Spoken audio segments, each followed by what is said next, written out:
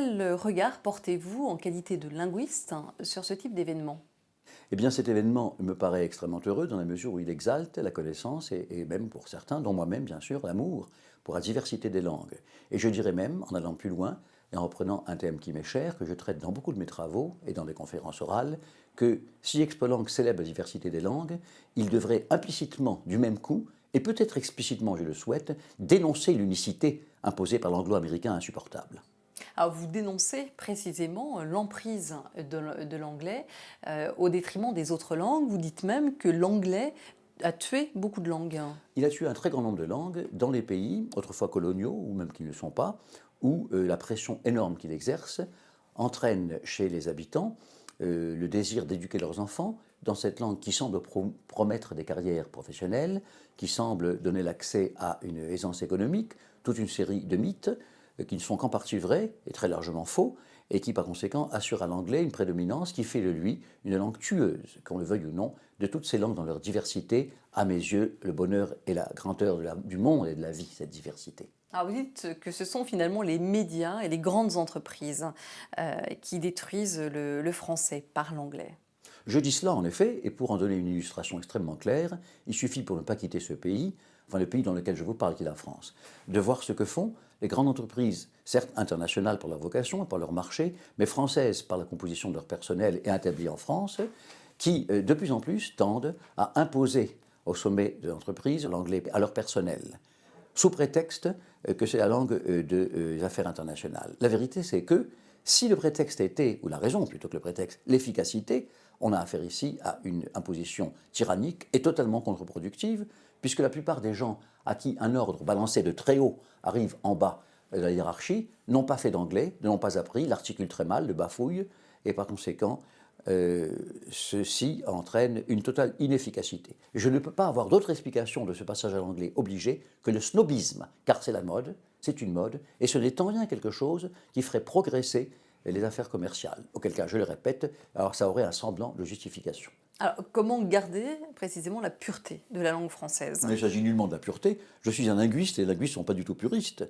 Le français emprunte d'innombrables mots. Quelquefois, on ne s'en rend pas compte parce qu'ils ont été complètement francisés et habillés phonétiquement du français. Ainsi, personne ne sait que redingote est un mot anglais. C'est riding coat. Riding coat est le vêtement que l'on met quand on est à cheval. Personne ne sait que paquebot est un mot anglais. C'est packet boat, c'est-à-dire un bateau qui transporte des colis.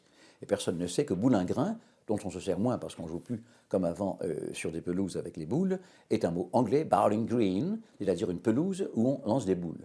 Pourquoi? Parce que boulingrin, redingote et paquebot ont été complètement francisés phonétiquement. Ce que je veux dire, c'est que dans mon métier de linguiste, il est bien évident que je ne peux pas être puriste. Une langue vide d'emprunt, elle est ouverte à l'emprunt. Cela dit, qu'est-ce que je dénonce? C'est qu'à l'époque actuelle, du fait de l'extraordinaire pression de l'anglais des États-Unis, leur domination économique et politique, etc., le taux d'emprunt nécessaire à toute langue pour vivre, je le répète, toute langue vide d'emprunt, est devenu tel que l'on passe de la nécessité à l'indigestion. Et donc, je suis de ceux qui pensent qu'il faut réagir. On l'a fait en France de manière remarquable. Sachez, par exemple, vous le savez, je me permets de vous le rappeler, que tout le monde dit ordinateur aujourd'hui. Nous sommes les seuls qui ont un mot totalement français. Le mot computer, sous la forme computore, computor en espagnol, computor en italien, etc., dans beaucoup de langues d'Europe, est le seul mot reçu. En France, on a réagi dès les années 60 et on a inventé un mot qui est le seul mot connu des Français. Si vous dites computer aujourd'hui, pendant quelques temps, quelques années, on a dit computer, puis il a été supplanté par ordinateur. Qu'est-ce que ça veut dire? Que dès lors qu'on prend conscience de cette invasion insupportable, on peut réagir. Ce n'est en rien du purisme. Il ne s'agit pas de la pureté du français, il s'agit de son intégrité, de son existence même. Je répète, les linguistes ne sont pas du tout puristes. Le catalan est à l'honneur à Expolang cette année. On voit que l'occitan est de plus en plus enseigné, que le breton revient à la mode. Quel regard portez-vous sur ces phénomènes? Un regard extrêmement attendri, extrêmement heureux.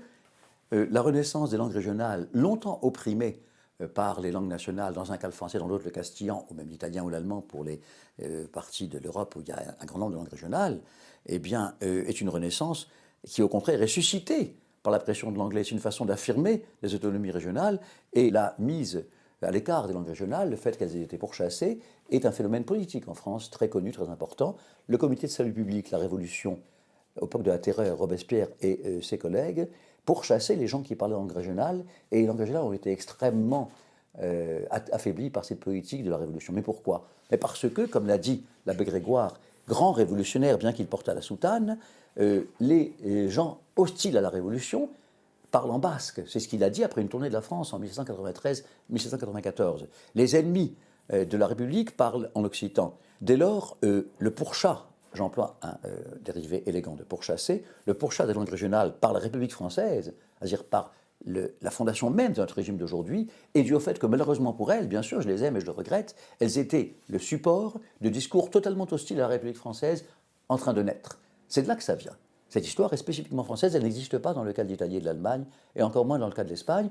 Alors, une dernière question sur l'apprentissage des langues. Que pensez-vous de l'apprentissage des langues étrangères via les médias, comme c'est le cas, par exemple, pour 7 jours sur la planète? Si les médias sont en position de promouvoir l'enseignement des langues, totalement d'accord, à condition que l'anglais n'en soit peut-être pas chassé ou éliminé, mais ne soit sûrement pas la seule, qu'il soit ouvert à bien d'autres, et que, sous diversité et promotion des langues, on ne cache pas, en réalité, étant donné la pression énorme de la mode de l'anglophonie, l'apprentissage de l'anglais seul. Vous voyez la position ?